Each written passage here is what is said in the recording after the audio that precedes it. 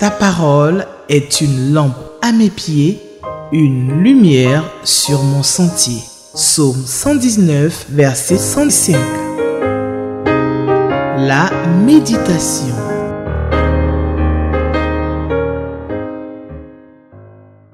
Shalom, je suis très heureux de vous retrouver à votre émission Méditant ensemble avec la Ligue pour la lecture de la Bible.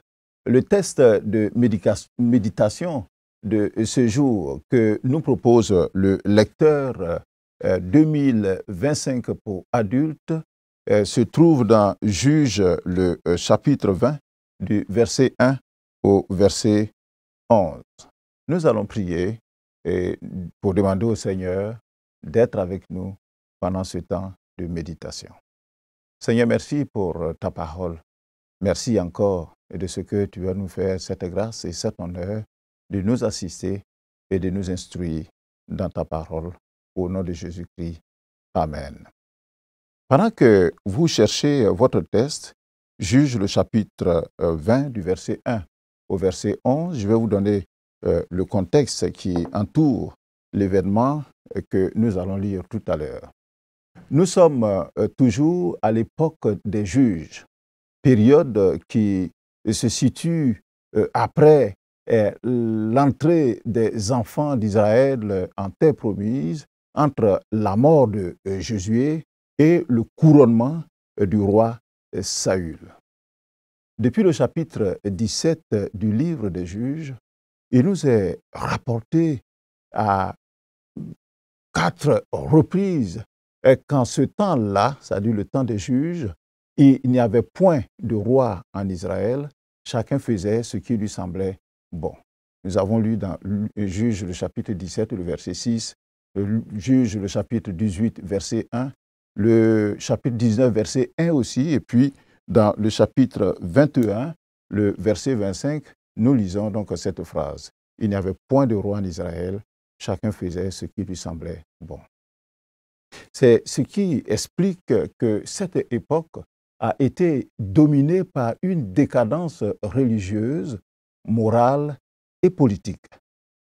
Après le culte idolâtre dans la maison de Mika ou Miché en Éphraïm, et qui plus tard a plongé la tribu de Dan dans la même décadence religieuse, nous avons lu dans Juge le chapitre 17, nous découvrons au chapitre 19 une histoire qui s'est passée à Gibéa, une ville qui appartient à la tribu de Benjamin, dont la perversité rappelle la décadence morale de Sodome et Gomorrhe du temps de Lot.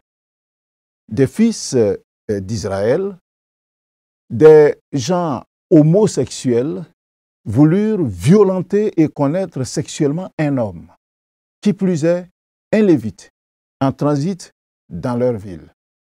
À défaut de commettre cette infamie sur le lévite, ils se jetèrent sur sa concubine et abusèrent d'elle en groupe, toute une nuit, jusqu'au matin. Celle-ci, comme l'on pouvait s'y attendre, mourut de ces violences sexuelles. Alors, le mari de la défunte, le lévite, choqué et révolté par ce crime, cette infamie, posa un acte tout aussi abominable. Il coupa les membres de sa femme, de la dépouille de sa femme, en 12 morceaux, et il envoya dans tout le territoire d'Israël ces morceaux découpés de sa femme. Nous sommes là vraiment au comble de l'horreur en Israël. Et Juge le chapitre 19, le verset 30 que nous avons lu hier, nous dit que tous ceux qui virent cela dirent « Jamais rien de pareil n'est arrivé et ne s'est vu depuis que les enfants d'Israël sont montés du pays d'Égypte jusqu'à ce jour. Prenez la chose à cœur. Consultez-vous et parlez. » Alors, devant un acte aussi abject que que vont faire donc les Israélites? La suite de cette histoire se trouve dans notre texte de ce jour, Juge le chapitre 20, du verset 1 au verset 11.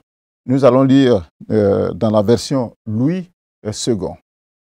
3 questions nous sont proposées pour nous aider à réfléchir à notre texte. La question numéro 2, est-ce que ce passage m'apprend quelque chose sur Dieu le Père, Dieu le Fils et Dieu le Saint-Esprit? La question numéro 3, y a-t-il un exemple à suivre ou à ne pas suivre? Et la question numéro 5, y a-t-il une promesse? Alors nous prenons nos livres et nous lisons. Le titre que le lecteur a donné à cette portion de texte, c'est « Défense de la réputation ». Nous lisons. « Tous les enfants d'Israël sortirent depuis Dan jusqu'à Beer-Sheba et au pays de Galaad. Et l'assemblée se réunit comme un seul homme devant l'Éternel à Mitzpah. Les chefs de tout le peuple, toutes les tribus d'Israël se présentèrent dans l'assemblée du peuple de Dieu. 400 000 hommes de pied, tirant l'épée. Verset 3. Et les fils de Benjamin apprirent que les enfants d'Israël étaient montés à Mitzpah. Les enfants d'Israël dirent, « Parlez, comment ce crime a-t-il été commis ?» Verset 4. Alors le Lévite, le mari de la femme qui avait été tuée, prit la parole et dit, « J'étais arrivé avec ma concubine à Gibéa de Benjamin pour y passer la nuit.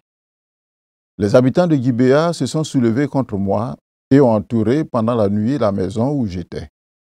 Ils avaient l'intention de me tuer et ils ont fait violence à ma concubine et elle est morte. J'ai saisi ma concubine et je l'ai coupée en morceaux que j'ai envoyés dans tout le territoire de l'héritage d'Israël, car ils ont commis un crime et une infamie en Israël. » Verset 7. Vous voici tous, enfants d'Israël, consultez-vous et prenez ici une décision. Tout le peuple se leva comme un seul homme en disant, nul de nous n'ira dans sa tente et personne ne retournera dans sa maison. Voici maintenant ce que nous ferons à Gibéa. Nous marcherons contre elle d'après le sort. Nous prendrons dans toutes les tribus d'Israël 10 000 hommes sur 100, 100 sur 1000 et 1000 sur 10 000. Ils iront chercher des vivres pour le peuple, afin qu'à leur retour, on traite Gibéa de Benjamin selon toute l'infamie qu'elle a commise en Israël. Et verset 11, ainsi, tous les hommes d'Israël s'assemblèrent contre la ville, unis comme un seul homme. Amen. Je rappelle le titre que le lecteur a donné, Défense de la réputation. L'histoire ignoble des gens de Gibéa prend des développements inquiétants. L'acte posé par le Lévite a provoqué une onde de choc en Israël et son appel n'est pas resté sans suite. À la réception des morceaux de corps de la femme du Lévite et devant cette horrible tragédie, le verset 1 nous dit que tous les enfants d'Israël sortirent depuis Dan jusqu'à Beer-Sheba, c'est-à-dire depuis l'extrême nord jusqu'à l'extrême sud du pays de Canaan, situé à l'ouest donc du Jourdain, donc vers la mer, et le pays de Galaad, situé à l'est donc du Jourdain. Toutes les tribus accourent pour un rassemblement national à Mitzpah. Il ne semble pas que les Israélites aient été dirigés à cette occasion par une autorité ou un chef commun, car en ce temps, nous l'avons précisé, il n'y avait pas de roi en Israël et chacun faisait ce qui lui semblait bon. Cependant, ils ont pu se réunir par libre consentement, d'un même cœur, avec un zèle saint pour l'honneur d'Israël et peut-être pour l'honneur de Dieu. On reviendra là-dessus. Parce que l'honneur semble être plus pour Israël que pour Dieu. Il est noté au verset 1 de notre texte que l'assemblée se réunit comme un seul homme devant l'Éternel à Mispa. Comme un seul homme. Cela indique une attitude et un désir humble des tribus d'Israël de rechercher l'aide de Dieu pour la nation devant cette situation. Ce rassemblement avait pour objectif d'inviter quiconque avait quelque chose du crime à l'exposer. C'est-à-dire, qui sait quelque chose? Qu'est-ce qui s'est passé? Malheureusement, les Benjamites eux-mêmes, qui avaient pour ville Gibéa, la ville donc du crime, manquaient à l'appel, manquaient à ce rassemblement.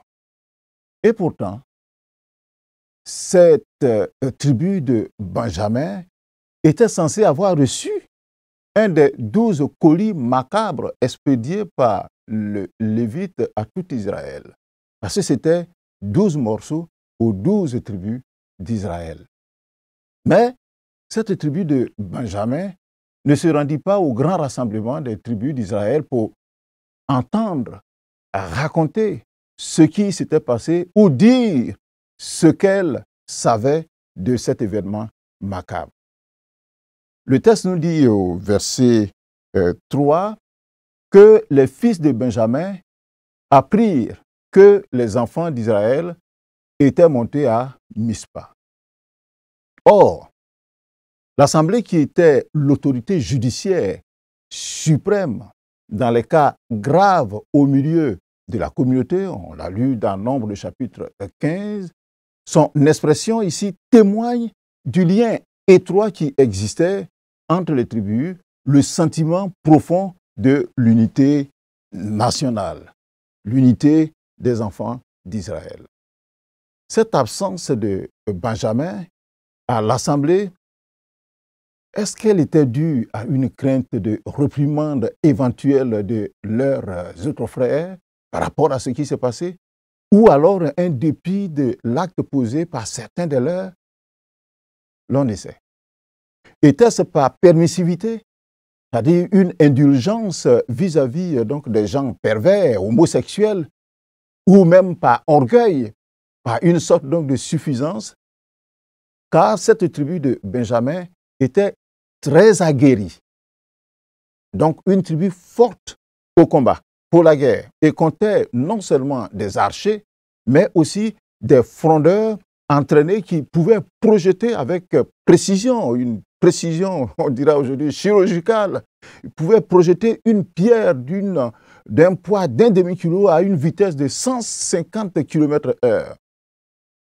Mais toujours est-il, et nous le constatons avec les 11 tribus présentes, que l'absence de la tribu de Benjamin à cette assemblée était notoire. Le verset 2 nous donne la composition de l'effectif de ce rassemblement.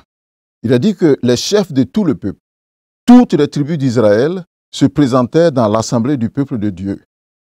400 000 hommes de pied tirant l'épée. Ce sont donc des guerriers choisis d'entre les 11 plutôt, tribus d'Israël qui se rassemblaient là à Mitzpah. En réponse à l'appel à témoins, parce que ce rassemblement c'était cela. Qui sait quelque chose? Qu'il vienne nous dire, qu'il vienne nous l'exposer. En réponse donc à cet appel à témoins, seul le Lévite raconte son histoire. Et il dit ceci au verset 5, que les habitants de Gibéa se sont soulevés contre moi et ont entouré pendant la nuit la maison où j'étais. Ils avaient l'intention de me tuer et ils ont fait violence à ma concubine et elle est morte. Voici son exposé. Et avec les mêmes termes que dans le chapitre 19 que nous avons lu hier, il qualifia l'acte l'acte des habitants de Gibéa comme étant, et on le voit au verset 6, un crime et une infamie en Israël. Comme l'on peut le constater, le Lévite soulève toute la nation avec son récit très émouvant et révoltant aussi.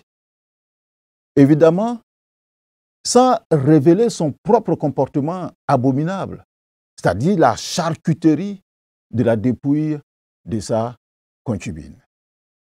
Il ne fait aucune mention. Puis, il invita le peuple rassemblé à prendre une décision. Il le dit au verset 7. « Vous voici tous, enfants d'Israël, consultez-vous et prenez ici une décision. » À cette interpellation du Lévite, l'Assemblée des enfants d'Israël a certainement évoqué quelques dispositions de la loi de Dieu sur les unions sexuelles illicites, notamment en Lévitique, le chapitre 18. Il est dit au verset 22 de Lévitique 18 que tu ne coucheras point avec un homme comme on couche avec une femme. C'est une abomination. C'est une abomination. De coucher avec un homme avec un homme, ou une femme avec une femme, c'est une abomination. Et le verset 29 de Lévitique, chapitre 22, nous dit que car tous ceux qui commettront quelqu'une de ces abominations, et il y a une liste quand on lit le chapitre 22 de Lévitique, donc si quelqu'un commet une seule de ces abominations, il sera retranché du milieu de leur peuple. Alors, de plus, l'acte infâme des gens de Gibéa est aggravé par une mort d'homme à la personne donc de la concubine du Lévite. Sous la vive émotion que provoqua le récit du Lévite, et prenant fait et cause pour ce dernier, l'Assemblée manqua malheureusement de qualifier aussi l'horreur de l'acte de ce dernier. Ainsi, ils retinrent seulement le crime et l'infamie commis en Israël par des Benjamites à Gibéa. Par ailleurs, l'absence surprenante de représentants de la tribu de Benjamin à l'Assemblée a vite fait d'être interprétée comme une protection des auteurs du crime et de l'infamie commis sur la personne de la femme du Lévite. Cela ne saurait donc être toléré en Israël. Ainsi, très rapidement, une décision fut prise. On voit la décision au verset 8, du verset 8 au verset 11. Il est dit au verset 8 que tout le peuple se leva comme un seul homme en disant « Nul de nous n'ira dans sa tente et personne ne retournera dans sa maison. » Et il continue au verset 9 en disant « Voici maintenant ce que nous ferons à Gibéa. Nous marcherons contre elle d'après le sort. » Suite à la décision de marcher contre la tribu de Benjamin, les 11 tribus mettent en place une stratégie. Verset 10 et verset 11. Ils vont se procurer des vivres pour soutenir la campagne, la guerre qui allait commencer bientôt. Ils le disent au verset 10 d'ailleurs qu'ils iront chercher des vivres pour le peuple jusqu'à leur retour et ainsi ils iront contre Gibéa. Désormais, une guerre civile entre Israélites est imminente. D'un côté, les 11 tribus qui se sont mises ensemble, unies comme un seul homme, et de l'autre côté, la tribu de Benjamin. Or, il n'y a jamais de guerre propre. Et de militaire que j'ai été, je peux l'attester. La guerre produit la mort. Regardons autour de nous et nous comprendrons donc cette réalité. Regardons ce qui se passe en Israël et Gaza. Regardons ce qui se passe en Ukraine et en Russie. Il n'y a pas de guerre propre. Pour ce qui concerne cette guerre imminente entre frères, remontons à l'origine de cette histoire funeste, macabre, dont les conséquences seront désastreuses pour tout Israël. Le péché. Et c'est le péché qui est à l'origine de cette guerre imminente. Comment c'est le péché? Quand on remonte à l'origine de cette histoire, un lévite ne se suffit pas avec une seule femme. Il se prend une concubine. C'est du péché. Deuxième chose, cette concubine lui fait une infidélité. Et la tradition de Osserval nous dit dans Juge le chapitre 19, le verset 2, que sa concubine se prostitua chez lui et s'en alla d'avec lui à la maison de son père. Donc une concubine prostituée, c'est du péché. Troisième élément qui est du péché, le Lévite court après cette concubine infidèle et non repentie pour la supplier de revenir avec lui. Ça aussi, c'est du péché parce que c'est de la permissivité. Et puis, quatrième élément de péché, les gens pervers de Gibéa commettent un crime infâme. Ils sont pervers. Et ils commettent donc ce crime-là. Et le peuple ferme les yeux là-dessus, le peuple de Benjamin. C'est de la permissivité aussi. C'est du péché. Et ainsi, on se rend coupable avec celui qui a péché parce qu'on n'a pas parlé. Et cinquième élément, le Lévite pose un acte ignoble en charcutant la dépouille de sa concubine. C'est de la cruauté. Là aussi, c'est du péché.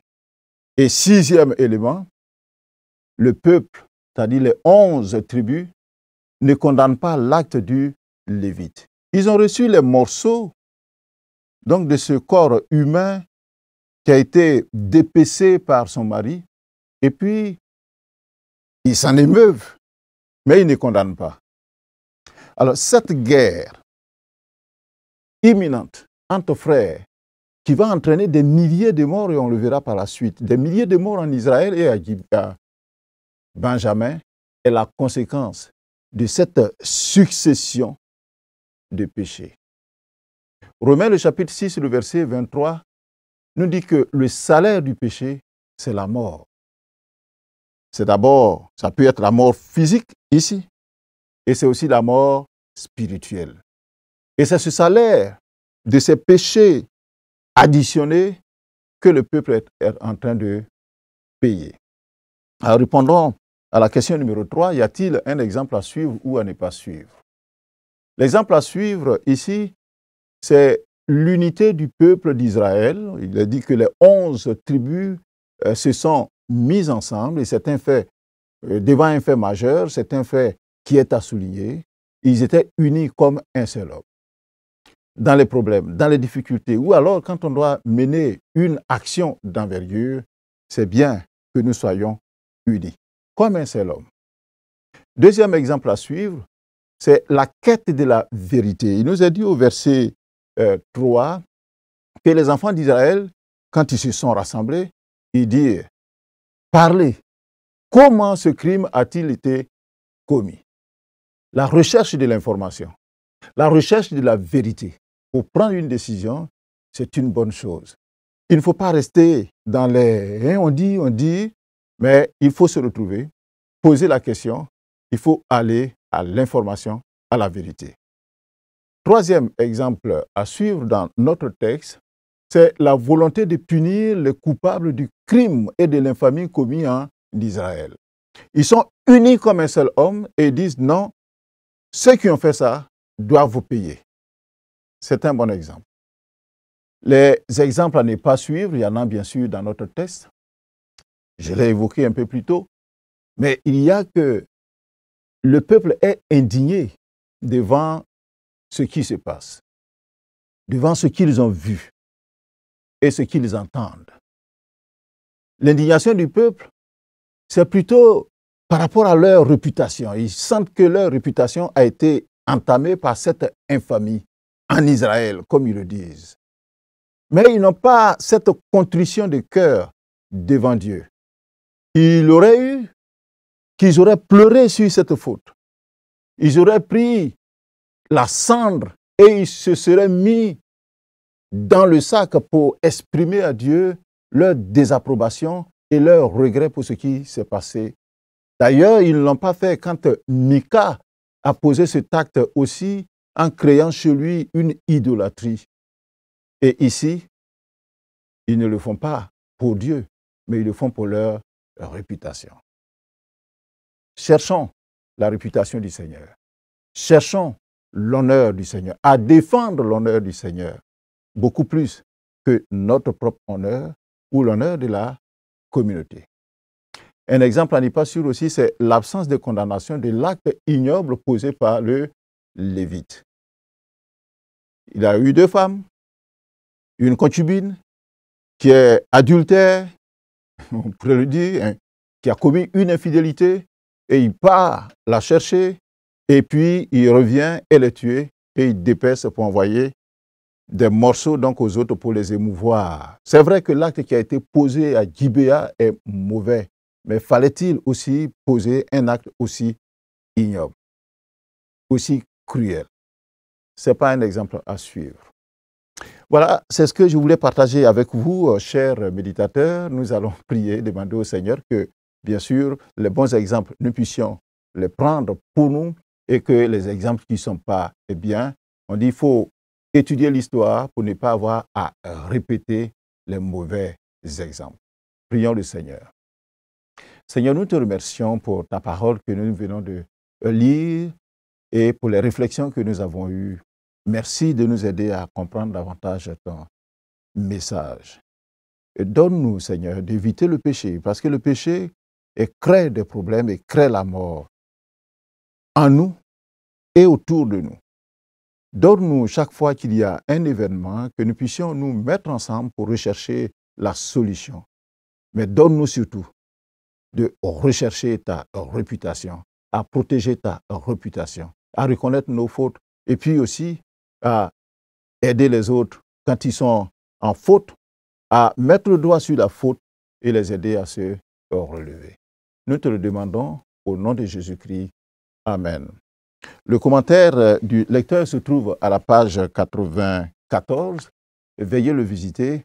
Demain, la suite de cette histoire, une autre bénédiction. Que le Seigneur vous bénisse et à bientôt.